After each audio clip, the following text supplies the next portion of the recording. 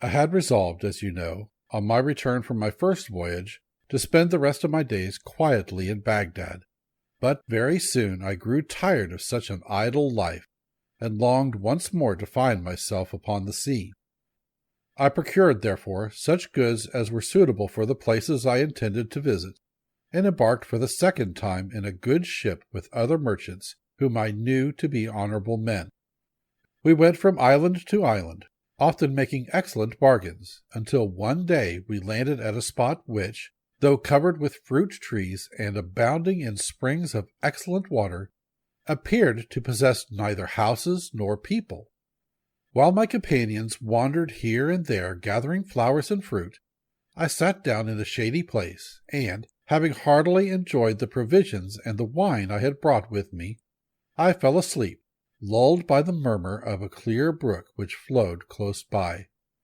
How long I slept I know not, but when I opened my eyes and started to my feet, I perceived with horror that I was alone and that the ship was gone. I rushed to and fro like one distracted, uttering cries of despair, and when from the shore I saw the vessel under full sail just disappearing upon the horizon, I wished bitterly enough that I had been content to stay at home in safety. But, since wishes could do me no good, I presently took courage and looked about me for a means of escape. When I had climbed a tall tree, I first of all directed my anxious glances towards the sea. But, finding nothing hopeful there, I turned landward, and my curiosity was excited by a huge, dazzling white object so far off that I could not make out what it might be. Descending from the tree, I hastily collected what remained of my provisions, and set off as fast as I could go towards it. As I drew near, it seemed to me to be a white ball of immense size and height, and when I could touch it, I found it marvelously smooth and soft. As it was impossible to climb it, for it presented no foothold, I walked round about it, seeking some opening, but there was none. I counted, however, that it was at least 50 paces round. By this time the sun was near setting, but quite suddenly it fell dark. Something like a huge black cloud came swiftly over me, and I saw with amazement that it was a bird of extraordinary size which was hovering near. Then I remembered that I had often heard the sailors speak of a wonderful bird called a roc, and it occurred to me that the white object which had so puzzled me must be its egg. Sure enough, the bird settled slowly down upon it, covering it with its wings to keep it warm, and I cowered close beside the egg in such a position that one of the bird's feet, which was as large as the trunk of a tree, was just in front of me. Taking off my turban, I bound myself securely to it with the linen in the hope that the roc, when it took flight next morning, would bear me away with it from the desolate island. And this was precisely what did happen. As soon as the dawn appeared, the bird rose into the air, carrying me up and up, till I could no longer see the earth. And then suddenly it descended so swiftly that I almost lost consciousness. When I became aware that the roc had settled and that I was once again upon solid ground, I hastily unbound my turban from its foot and freed myself, and that not a moment too soon, for the bird, pouncing upon a huge snake, killed it with a few blows from its powerful beak, and seizing it rose into the air once more and soon disappeared from my view. When I had looked about me, I began to doubt if I had gained anything by quitting the desolate island. The valley in which I found myself was deep and narrow, and surrounded by mountains which towered into the clouds, and were so steep and rocky that there was no way of climbing up their sides. As I wandered about, seeking anxiously for some means of escaping from this trap, I observed that the ground was strewed with diamonds, some of them of an astonishing size. This sight gave me great pleasure, but my delight was speedily damped when I also saw numbers of horrible snakes, so long and so large that the smallest of them could have swallowed an elephant with ease. Fortunately for me, they seemed to hide in caverns of the rocks by day, and only came out by night, probably because of their enemy, the rock. All day long I wandered up and down the valley, and when it grew dusk I crept into a little cave, and having blocked up the entrance to it with a stone, I ate part of my little store of food and lay down to sleep.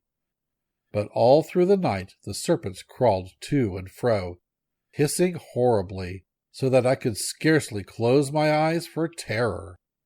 I was thankful when the morning light appeared, and when I judged by the silence that the serpents had retreated to their dens, I came trembling out of my cave and wandered up and down the valley once more, kicking the diamonds contemptuously out of my path, for I felt that they were indeed vain things to a man in my situation. At last, overcome with weariness, I sat down upon a rock, but I had hardly closed my eyes when I was startled by something which fell to the ground with a thud close beside me. It was a huge piece of fresh meat, and as I stared at it, several more pieces rolled over the cliffs in different places. I had always thought that the stories the sailors told of the famous Valley of Diamonds, and of the cunning way which some merchants had devised for getting at the precious stones, were mere travelers' tales invented to give pleasure to the hearers. But now I perceived that they were surely true. These merchants came to the valley at the time when the eagles, which kept their eyries in the rocks, had hatched their young. The merchants then threw great lumps of meat into the valley. These, falling with so much force upon the diamonds, were sure to take up some of the precious stones with them. When the eagles pounced upon the meat and carried it off to their nests to feed their hungry broods, then the merchants, scaring away the parrot birds with shouts and outcries, would secure their treasures. Until this moment I had looked upon the valley as my grave, for I had seen no possibility of getting out of it alive. But now I took courage and began to devise a means of escape. I began by picking up all the largest diamonds I could find and storing them carefully in the leathern wallet which had held my provisions. This I tied securely to my belt.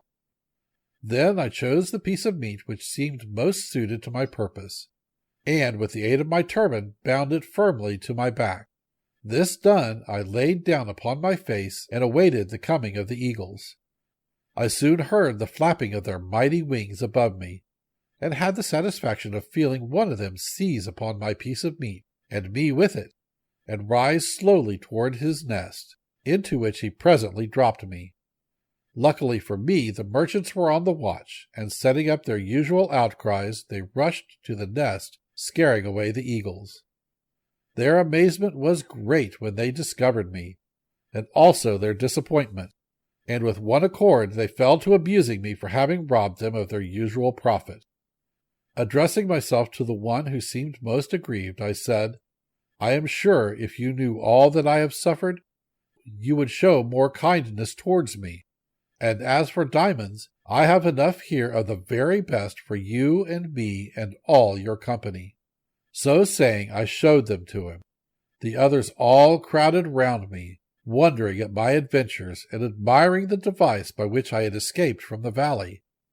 And when they had led me to their camp and examined my diamonds, they assured me that in all the years that they had carried on their trade, they had seen no stones to be compared with them for size and beauty. I found that each merchant chose a particular nest and took his chance with what he might find in it. So I begged the one who owned the nest to which I had been carried to take as much as he would of my treasure, but he contented himself with one stone, and that by no means the largest, assuring me that with such a gem his fortune was made, and he need toil no more. I stayed with the merchant several days, and then as they were journeying homewards, I gladly accompanied them. Our way lay across high mountains infested with frightful serpents, but we had the good luck to escape them and came at last to the seashore. Thence we sailed to the island of Rohat, where the camphor trees grow to such a size that 100 men could shelter under one of them with ease. The sap flows from an incision made high up in the tree into a vessel hung there to receive it, and soon hardens into the substance called camphor, but the tree itself withers up and dies when it has been so treated. In this same island we saw the rhinoceros, an animal which is smaller than the elephant and larger than a buffalo. It has one horn about a cubit long which is solid, but has a furrow from the base to the tip. Upon it is traced in white lines the figure of a man. The rhinoceros fights with the elephant, and transfixing him with his horn, carries him off upon his head. But becoming blinded with the blood of his enemy, he falls helpless to the ground, and then comes the roc, and clutches them both up in his talons, and takes them to feed his young. This doubtless astonishes you, but if you do not believe my tale, go to Rohat and see for yourself. For fear of wearying you, I pass over in silence many other wonderful things which we saw in this island. Before we left, I exchanged one of my diamonds for much goodly merchandise, by which I profited greatly on our homeward way.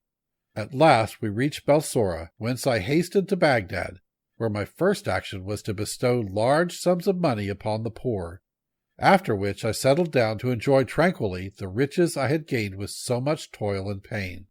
Having thus related the adventures of his second voyage, Sindbad again bestowed 100 sequins upon Hindbad, inviting him to come again on the following day and hear how he fared upon his third voyage. The other guests also departed to their homes, but all returned at the same hour next day, including the porter, whose former life of hard work and poverty had already begun to seem to him like a bad dream. Again, after the feast was over, did Sindbad claim the attention of his guests and began the account of his third voyage.